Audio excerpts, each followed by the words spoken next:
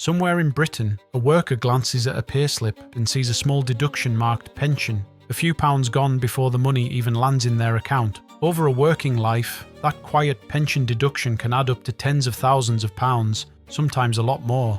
And most people have almost no idea where it goes. They picture a vault, a safe room with their name on the door, slowly filling up with coins, waiting patiently for the day they finally turn 67. There is no vault. The money does not sit still and wait. The moment it leaves your payslip, it goes to work somewhere else, for someone else, for decades. And by the time you finally see it again, it has passed through more hands than almost any other money you will ever earn. So let us follow it.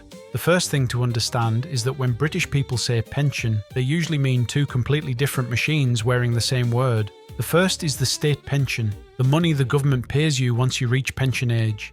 The second is your workplace or private pension, the pot built from those deductions on your payslip, topped up by your employer. They sound like two versions of the same idea. They are not. One is a promise, the other is an investment, and the money inside them goes to almost opposite places. Let us take the promise first, because it is the one people misunderstand the most. Here is the part that genuinely surprises people. The national insurance taken from your wages, collected by HMRC through the same PAYE system that handles your income tax, does not go into a personal account with your name on it. There is no box somewhere in Whitehall slowly filling up with your contributions. The money you pay in national insurance today is used almost immediately to pay the pensioners who are retired today. Your grandmother's pension is not funded by the national insurance your grandmother paid 40 years ago. It is funded by the national insurance being handed over this month by people still at work. It is a relay race. Each generation of workers passes money straight to the generation currently retired. Then they step aside, grow old, and hope the next generation of workers is large enough and paid enough to do the same for them. Your state pension is not savings. It is a promise that the workers of the future will do for you what you are doing for the pensioners of today. Once you see the state pension as a relay rather than a savings pot, a lot of strange things suddenly make sense. It is why the pension age keeps rising.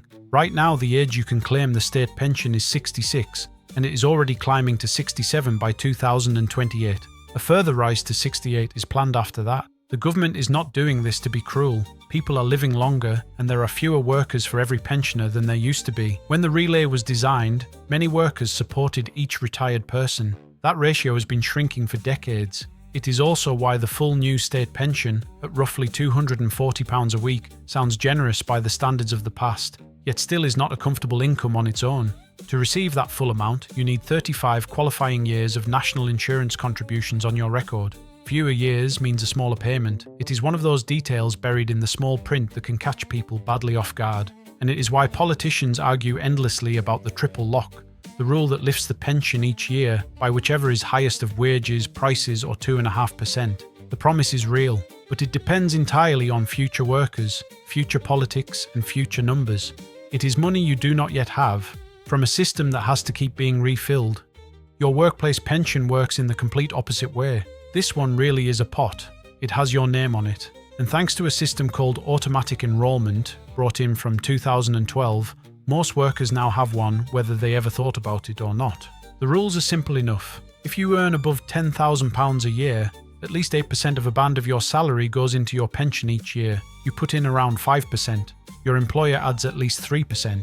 And a little extra arrives as tax relief, because the government does not tax the money you put into a pension the way it taxes the rest of your wage. For millions of workers, the pension that receives these contributions is NEST, the National Employment Savings Trust. It is the government's own default workplace pension provider, set up specifically for auto-enrolment and now used by more than 500,000 employers.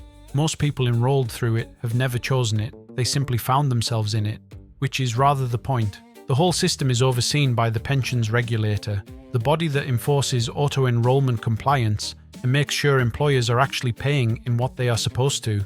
So far, so good. Free money from your employer, a top-up from the tax system, and a pot with your name on it. But here is the question almost nobody asks. Once that money is in the pot, what actually happens to it? Because it certainly does not sit there as a pile of cash.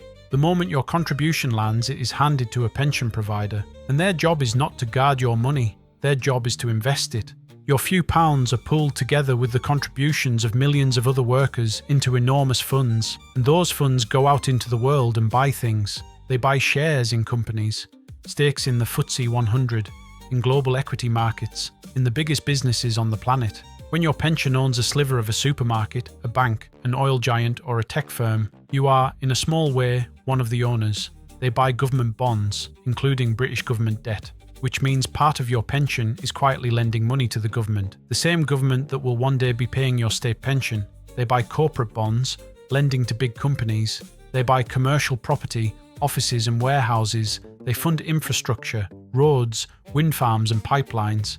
Across all these assets, British pension schemes hold well over £2 trillion. To put that in perspective, that is close to 3/4 of everything the entire UK economy produces in a year. The retirement savings of ordinary British workers are not a footnote in the financial system. They are one of its central engines. So where does your pension money go? Out into the ownership of the economy. Your retirement is invested in the shares, the debt, the buildings and the machines of Britain and the wider world. The vault you imagined is really a boat, sent out to sea, hoping to come back heavier than it left. Now we reach the part that costs you the most and gets talked about the least. Every year, the people managing that money take a small slice for doing so. A management charge.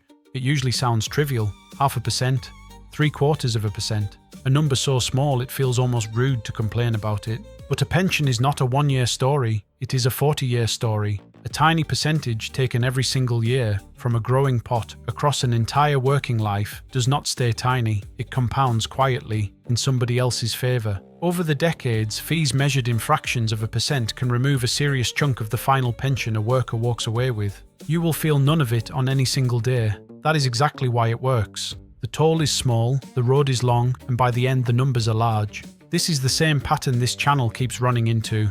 The worker does the earning, but a slice is taken by whoever gets to stand beside the money while it moves. Step back, and something bigger comes into view.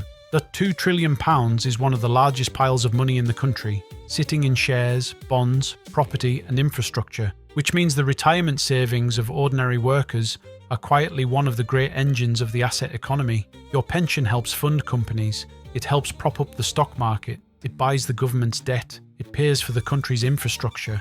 In earlier videos, we saw that Britain rewards owning things more than it rewards earning things, that the people closest to assets tend to do best. Your pension is the one place where an ordinary worker is pushed automatically into that owning game. Through it, you become a small shareholder and a small lender. You are handed a seat right at the back in the economy of owners. The catch is that you are a passive owner. The money is yours in name, but for decades it is controlled, invested and charged by other people, and locked away until the government decides you are old enough to open the door. So the single word pension hides two opposite designs. The state pension is a promise with no pot. It leans on tomorrow's workers, tomorrow's taxes and tomorrow's politics. It cannot be invested, cannot compound, and cannot run dry in a vault, because there is no vault. It can only ever be reduced, delayed or reshaped by a future government. The workplace pension is a pot with no promise. It is real invested money that can grow, but it is exposed to markets that rise and fall, shrunk gently by fees, and utterly dependent on you actually putting enough in. One is safe only as long as the country keeps its word. The other is truly yours, but at the mercy of the markets and the managers. Most people are relying on both and understand neither. So what does all this actually mean when you glance at that deduction on your payslip? It means the small pension line is not money vanishing, it is money changing jobs. It stops being your wage and becomes your ownership, sent out to work in the markets for 30 or 40 years before it ever comes back.